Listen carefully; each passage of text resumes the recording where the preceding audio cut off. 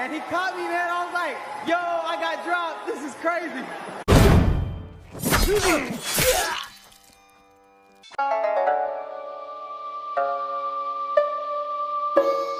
What's going on, you guys? So it's the day after the fight.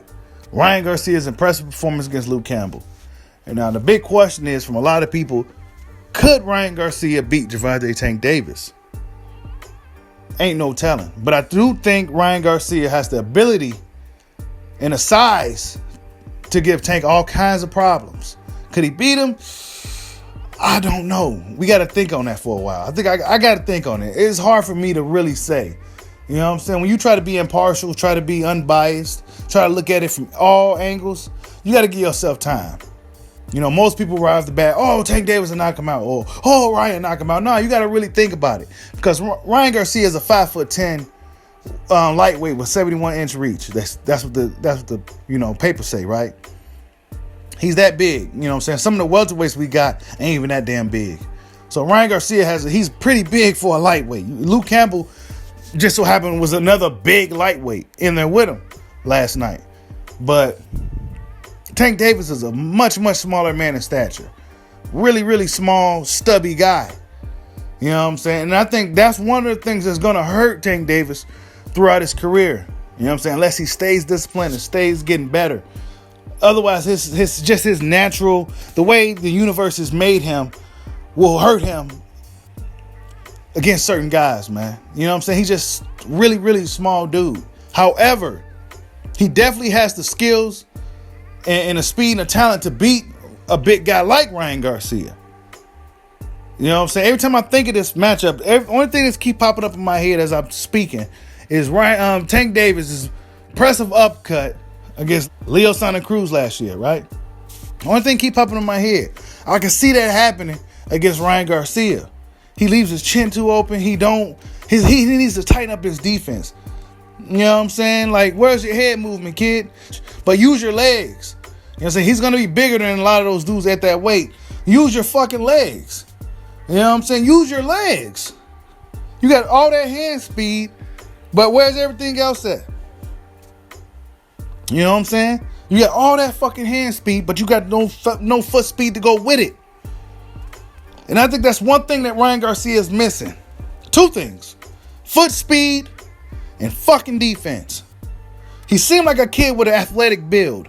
He seemed like he got that athletic build. He needs to take advantage of that. He needs to take advantage of his length. You know what I'm saying? Get behind the jab more. Learn how to fight off the back foot. Learn how to fight going backwards. Give these guys a lot more to think about than you just coming forward throwing a lot of flurries of punches.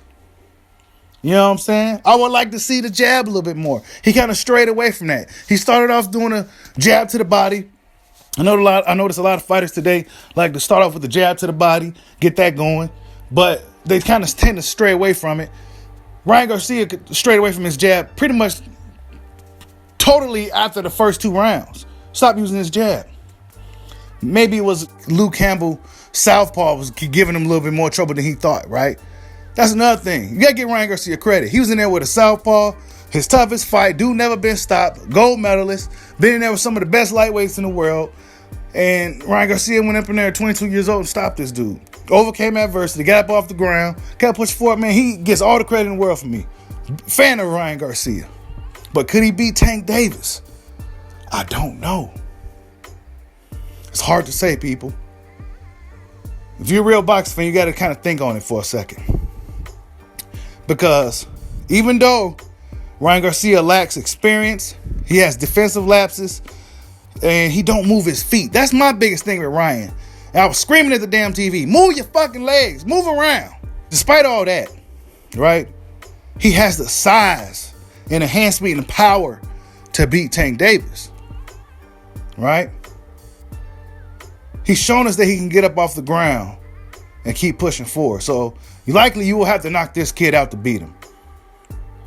Plus, a lot of the girls be watching, so he don't want to go out like a punk in front of the girls, right? Tank Davis, more or less the same type of fucking dude. But the fight needs to happen if we can even get this fight. There's Devin Haney on the sidelines, standing there like, what's up? You know what I'm saying? You next, right? But Ryan's looking at Gervonta Tank Davis. Why? Because he feel that's probably an easier matchup for him and it's a big fight. Still a dangerous fight. And really, I give the advantages to Tank. I say it's probably 60-40 in the favor of Tank Davis as of right now. But that doesn't mean Ryan Garcia can't win that fight. You know what I'm saying? He got a lot of work to do. He got the job done against Luke Campbell. But he still got a lot of work to do. He got to stay hungry. And he got to watch the tape and see what he needs to improve on. And hopefully they see that this kid needs to learn how to move his fucking legs. He's not a short, stubby guy with one knee like Canelo Alvarez. He's a young kid. He needs to be moving the fucking around the ring and using that hand speed, sticking that jab when he needs to. You know what I'm saying? He needs to add more dimensions to his game rather than trying to be a Canelo Alvarez clone. I'm not taking nothing away from the Reynosos. They know what they're doing. I'm just saying. I think a guy like Ryan Garcia, with his build, that long, lean, athletic build, he could be on the back foot a little more, do a lot more. You know what I'm saying? But he's still a young kid. He got a lot more improvement to do. Tank Davis, what you gonna do, man? You know what I'm saying? Floyd gonna let you go out and get this work. You know what I'm saying? This is a big fight for boxing, man. Boxing needs you guys to really make these big fights happen. You can fight now and then you can fight later. You're that young. You know what I'm saying? Because the guys that we got now, shit ain't moving, man. They still stuck on that post-Mayweather A side, B side, I'm this, I'm that. You know what I'm saying? Trying to protect their own and look for the big money paydays and all this bullshit. But you young guys, these young dudes has a chance to really take boxing to the next level, man. And I'm rooting for them. Like, subscribe, holla at your boy. Peace out.